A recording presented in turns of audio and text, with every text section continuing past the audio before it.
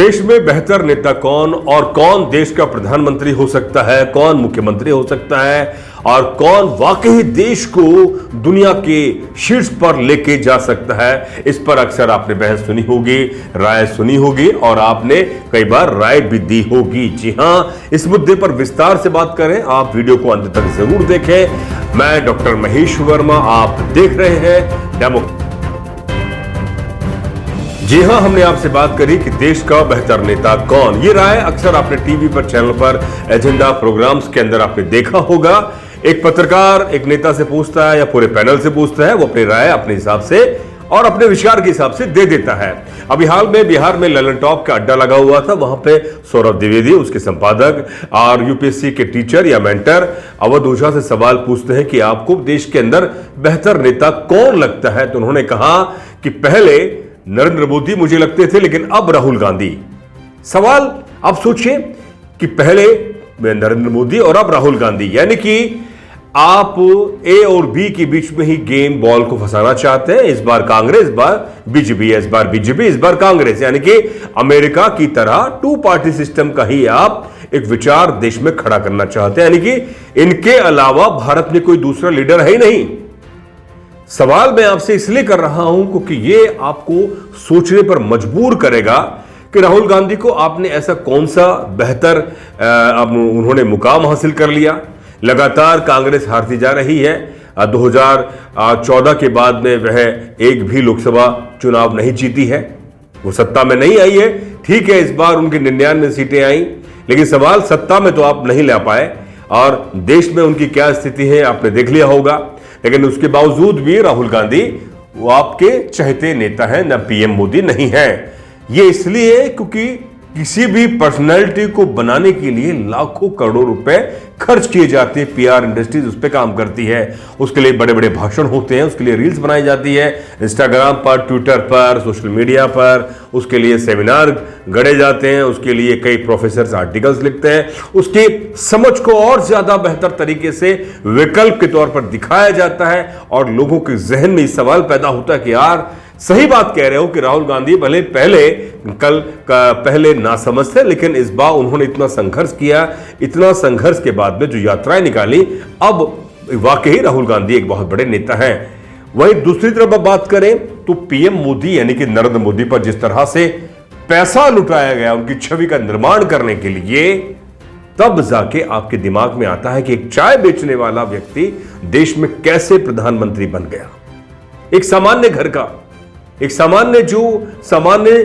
सामान्य समाज का आदमी कैसे देश का प्रधानमंत्री बन गया। उनके आसपास तो कई ऐसे सत्ता के शीर्ष पे ऐसे लोग होंगे, वो सामंती जातियों के या वर्ण व्यवस्था में उससे भी थोड़ा ऊंचे, वह तो उन्होंने कैसे पीएम मोदी को आगे आने दिया।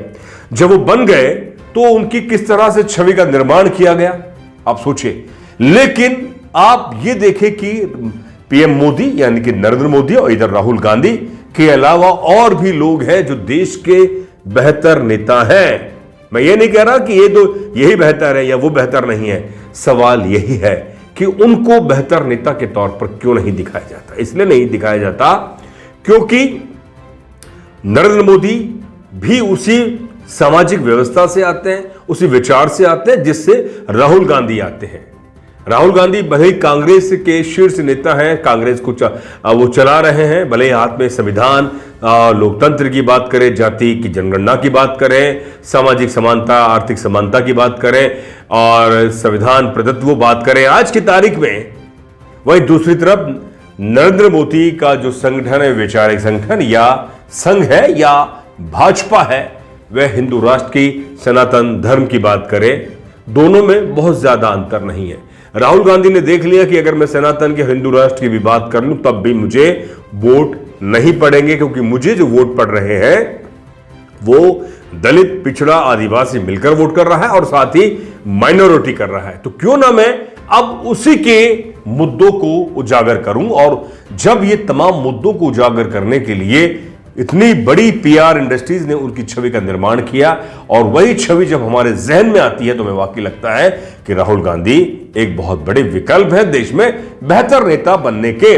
लेकिन वहीं दूसरी तरफ अगर बात करें वो नेता जिनके पास कोई बजट नहीं है, मोटा पैसा नहीं है, कोई पीआर इंडस्ट्रीज नहीं है, कोई मीडिया मैनेजमेंट नहीं है, या कोई उस तरह के सूझबूझ के उसके आसपास का कोई पूरी ऐसी टीम नहीं है, लेकिन वो उन्होंने देश के अंदर जो परिवर्तन किया, राजनीति में जो परिवर्तन किया, वो कोई और नहीं, वो बहुजन नेता बहन मायावती।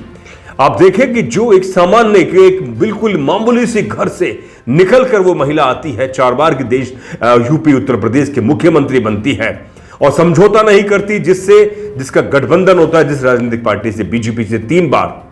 आप सोचें, वो और चौथी बार तो पूर्ण बहुमत से सरकार बनाती है और यूपी में जो उन्होंने जो काम किया वो कीर्तिमान है, जो उन्होंने जिले बनाए बहुजन नायकों के नाम पर।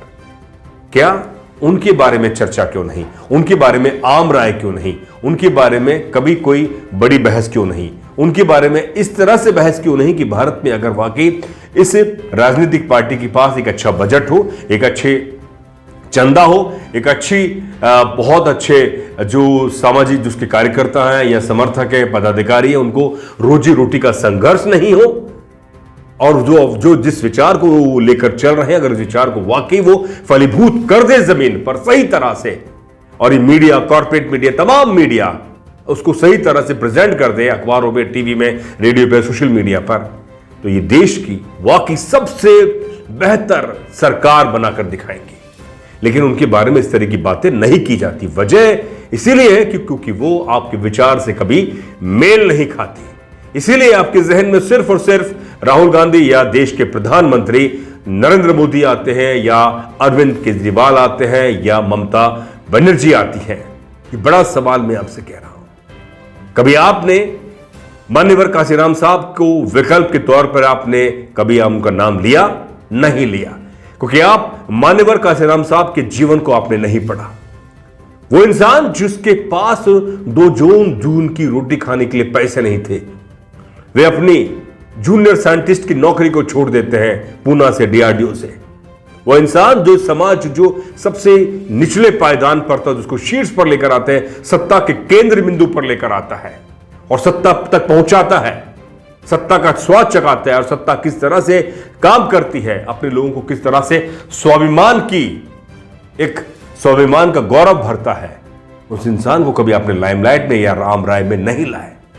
यही बात है, यही अंतर है। आप कभी बहन मायावती को कभी लाइमलाइट में नहीं लाएंगे। आप लाएंगे तो अरविंद केजरीवाल को, जो अभी जुमा 8-10 सालों से एक वो नेता बने हैं, वो भी किस तरह से मीडिया ने उसको किस तरह से क्रिएट किया, कॉर्पोरेट, मनुवादी, ब्राह्मणवादी मीडिया ने। आप समझे, कभी मीडिया ने, जिन मीडिया का मैंने नाम लिया, क्या उन्होंने कभी बहन मायावती के लिए कोई स्पेशल प्रोग्राम बनाए? मेरी जो थीसिस भी इसी पर है कि impact of media on Dalit society की, मीडिया है वो दलित के बारे में क्या सोचता है, किस तरह का मीडिया का प्रभाव दलितों पर पड़ता है, impact of media on Dalit society, media का ये जो सवाल है मैं जो आपसे कह रहा हूं, या दलित जो है, दलित के ऊपर मीडिया किस तरह से विचार बनाती है, सवाल यह है। इसलिए बहन मायावती पर वो किसी भी तरह का कोई ऐसा एजेंडा नहीं बनाएंगे, इस तरह का कोई बड़े प्रोग्राम्स नहीं बनाएंगे, कभी ऐसा लेख आर्टिकल्स, उनके विचारक, सामाजिक कार्यकर्ता, पत्रकार, लेखक कभी ऐसी कोई किताब नहीं लिखेंगे, कभी इस तरह का कोई बड़ा प्रोग्राम नहीं होगा, ना कोई ऐसा ललन टॉप पर कोई ऐसा कोई अड्डा होगा, और ना किसी यूपीएससी के मेंटर से सवाल पूछा जाएगा कि हां, अगर इस राजनीतिक पार्टी को पूरी तरह से शक्ति आ जाए, उसके पास तमाम तरह के संसाधन उपलब्ध हो जाएं, उसके कार्यकर्ताओं को रोजी रोटी का संघर्ष नहीं करना पड़े, तो क्या ये राजनीतिक पार्टी और राजनीतिक जो शीर्ष लीडर है, क्या वो देश की सबसे बेहतर नेता नहीं हो सकती? क्या यही सवाल है? क्योंकि आप इस सवाल पर अब सोचें, समझें। इस मुद्दे पर हमसे बहुत विस्तार से बात आगे भी करेंगे, लेकिन मेरा आपसे कहना है कि आप अगर उनकी राय पर अपनी राय बनाएंगे तो आपकी राय, आपका मौलिक राय खत्म हो जाएगी। मीडिया का, पत्रकारिता का एक सबसे बड़ा उसूल है, मैं चलते चलते आपसे कह देता हूं कि आपको सवाल करना आना चाहिए, और सवाल से पहले आपको सवाल का जवाब भी आपको आना चाहिए। आप सोच रहे होंगे कि हम तो सवाल करने वाले हैं, नहीं, आपको सवाल के साथ साथ जवाब इसलिए आना चाहिए क्योंकि आप जिससे भी सवाल पूछ रहे हैं, आपको मालूम है कि वो सवाल का जवाब किस तरह से देगा। जब आप मैच करेंगे, जब आपको लगेगा कि हां, इसने सवाल को किस तरह से घुमाया है या सवाल को ही खत्म कर दिया है या जवाब उसको नहीं आता है। इसलिए एक पत्रकार को हर तरह का जानकार होना चाहिए, तो तब जाकर वह एक नई राय क्रिएट करता है। तो मैं यही कहूंगा कि तमाम जो कॉर्पोरेट मनोवादी ब्राह्मणवादी मीडिया है वह अपने को लिबरल बने और वह भी दलित बहुजन नेताओं की तरफ भी अपना ध्यान केंद्रित करें। लालू प्रसाद यादव क्या देश के अंदर एक बेहतर नेता नहीं हो सकते थे? मुलायम सिंह यादव क्या देश में बेहतर नेता नहीं हो सकते थे?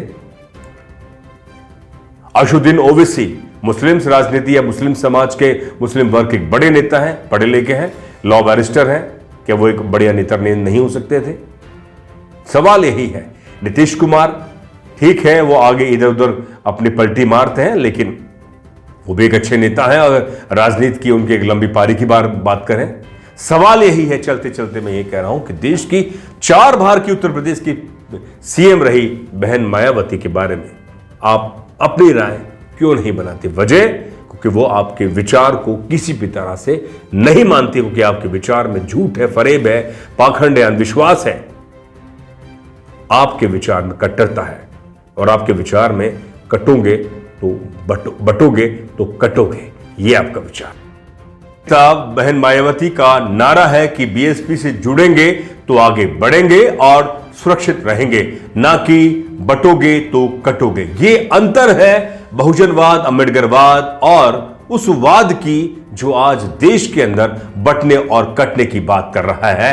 अगर आप वाकई उन्हें अपना सबसे बेहतर नेता मानते हैं तो आपको अपने दिमाग का इलाज जरूर कराना चाहिए। इस मुद्दे पर आपकी क्या राय है, आप जरूर लिखकर भेजें। चल आखिर में आपसे निवेदन है कि चैनल को आप आर्थिक मदद करते हैं तो हमें और बेहतर पत्रकारिता करने के लिए ताकत मिलती रहेगी। दीजिए इजाजत, बहुत बहुत शुक्रिया। जय भीम, जय भारत, जय संविधान।